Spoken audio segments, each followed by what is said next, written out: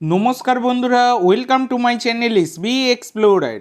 তো বন্ধুরা, সকলকে জানাই শুভ সকাল। তো আজকের ভিডিওতে কিছু গুরুত্বপূর্ণ বিষয় নিয়ে আলোচনা করতে চলেছি। তো যারা চ্যানেলে প্রথমবার এসেছো অবশ্যই সকলে একটা করে সাবস্ক্রাইব করে দিও। সাবস্ক্রাইব করা সম্পূর্ণ ফ্রি, তাই যারা যারা ভিডিও দেখছো একটা করে সাবস্ক্রাইব করতে কিন্তু কেউ ভুলো না।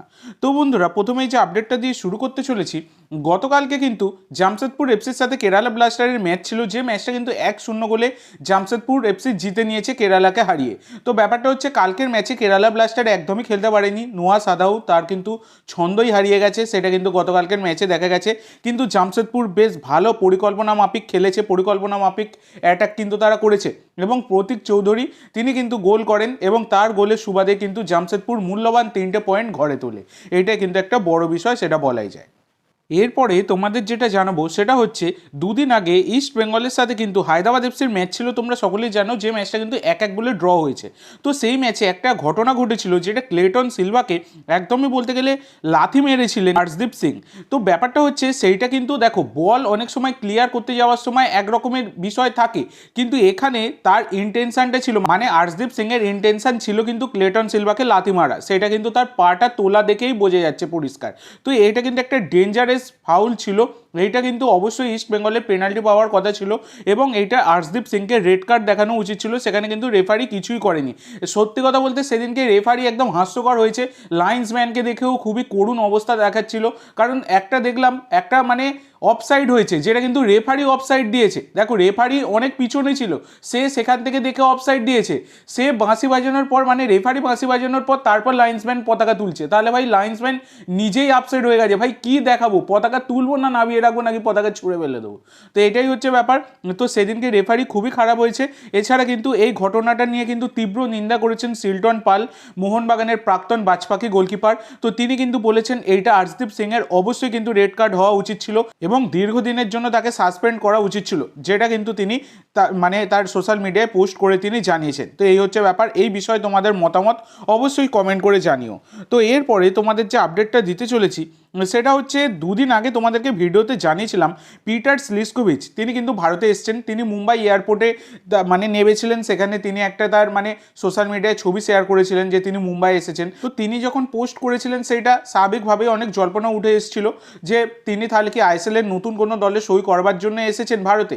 তো দেখো, আমাদের কাদা মনে সাদা নেই, তোমরা সকলেই জানো, উল্টো বললাম সবই বুঝলে। এবার ব্যাপার হচ্ছে, সেই কারণেই আমরা এটা ধরে নিয়েছিলাম যে পিটার স্লিস্কোভিচ তিনি কিন্তু হয়তো ভারতের কোনো ক্লাবে সই করতে এসেছেন, কিন্তু এখানে দেখা গেল আমাদের সাথে মোয়ে মোয়ে হয়ে গেল।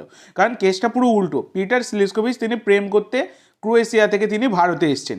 তো ব্যাপারটা হচ্ছে, তার একটা মানে ছবি খুবই ভাইরাল হচ্ছে, যেখানে তিনি বলিউড অ্যাক্ট্রেস নেহা শর্মার সাথে তিনি কিন্তু একটা ছবি মানে দেখা গেছে তার।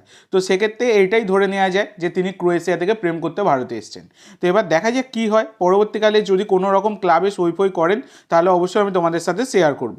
তো এরপরে তোমাদের যে আপডেটটা দিতে চলেছি সেটা হচ্ছে মনবীর সিংকে নিয়ে। আরে না না, ওই মনবীর নয়, মোহনবাগানের মনবীর নয়, এ মনবীর আলাদা। ইনি হচ্ছেন 23 বছর বয়সী ভারতীয় স্ট্রাইকার মনবীর সিং, যার মার্কেট ভ্যালু 20 লাখ টাকা এবং তিনি জামশেদপুর এফসির সাথে যুক্ত রয়েছেন। এবং জামশেদপুরের এফসির সাথে তার কিন্তু 2025 সালের 31শে মে অবধি চুক্তি রয়েছে। আর এই প্লেয়ারটি কিন্তু সেন্টার ফরওয়ার্ড ছাড়া রাইট মিডফিল্ডে খেলতে পারেন। তো ব্যাপারটা হচ্ছে, জামশেদপুরের সাথে যুক্ত থাকলেও তিনি কিন্তু একদমই গেম টাইম পাচ্ছেন না। তো এই মনবীর সিং তিনি নিজে থেকেই দল ছাড়তে চাইছেন, আর মনবীর সিংকে নিতে চাইছে মোহামেডান আর ইস্ট বেঙ্গল। তো ব্যাপারটা হচ্ছে, দেখো, ইস্ট বেঙ্গলের সামান্য একটু নজর আছে, কিন্তু মোহামেডান তার সাথে কিন্তু কথাবার্তা চালাচ্ছে, অনেক দূর অবধি কথাবার্তা এগিয়ে ফেলেছে। তো সম্ভাবনা প্রবল রয়েছে এই জানুয়ারি ট্রান্সফার উইন্ডোতে মনবীর সিংকে দলে নিয়ে নেবে মোহামেডান এসসি, এই সম্ভাবনা কিন্তু প্রবল রয়েছে। তো দেখা যাক এবার কী হয়। তো এরপরে তোমাদের যে আপডেটটা দিতে চলেছি সেটা হচ্ছে, হায়দ্রাবাদ এফসি ম্যাচের আগে বড় সুখবর পেল কিন্তু মোহনবাগান। তো ব্যাপারটা হচ্ছে, গ্রেগ স্টুয়ার্ট তিনি কিন্তু ইনজুরির কারণে বেশ কিছু ম্যাচ খেলতে পারেননি, মাঠের বাইরে রয়েছেন। তো সেই গ্রেগ স্টুয়ার্ট অবশেষে তিনি কিন্তু বল পায়ে অনুশীলন করলেন। তো গতকালকে তিনি কিন্তু বল পায়ে কিছুটা অনুশীলন করেছেন, পুরো দমে করেননি, তবে কিছুটা করেছেন। তো আস্তে আস্তে তিনি কিন্তু সুস্থ হয়ে উঠছেন এবং যা সম্ভাবনা থাকছে হায়দ্রাবাদ এফসি ম্যাচে তিনি কিন্তু হয়তো মানে রিজার্ভ বেঞ্চে থাকতে পারেন, এইরকম কিন্তু একটা সম্ভাবনা প্রবল হয়ে দাঁড়াচ্ছে। তো হায়দ্রাবাদ ম্যাচের আগে যেখানে আপুইয়া নেই, সেখানে কিন্তু গ্রেগ স্টুয়ার্টের মতো প্লেয়ার যদি ফেরেন তাহলে কিন্তু মোহনবাগানের জন্য একটা বড়ই সুখবর হবে। তো দেখা যাক এবার কী হয়। তো পরবর্তীকালে এই বিষয়ে কোনো রকম আপডেট পেলে তোমাদের সাথে শেয়ার করে দেবো।